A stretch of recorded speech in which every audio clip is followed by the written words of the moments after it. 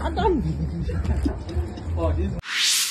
Hey, what's up coy? Hari tu aku dengan cousin pergi sebuah mall berhantu iaitu MCOK Mall. Sampai saja dekat sana, aku terus masuk kedai My Toy. Masuk-masuk je penuh Transformer. Ya Allah, aku tak boleh tengok lah. Imanku tergugat. Tak nak tergugat seorang-seorang, aku bawa cousin nama Adam ni.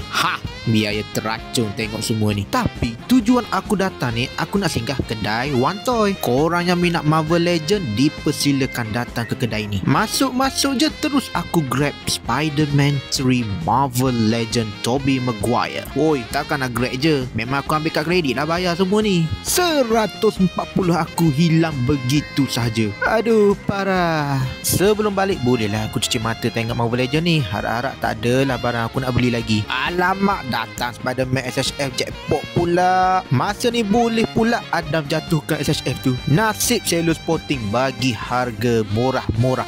Nampak tak? Tu muka bukan bangga tu, muka menyesal tu, anjing. So itulah dia hasil yang aku dapat di MCOK Mall. Kena pakai berubat dah aku ni. Kena saka teruk ni.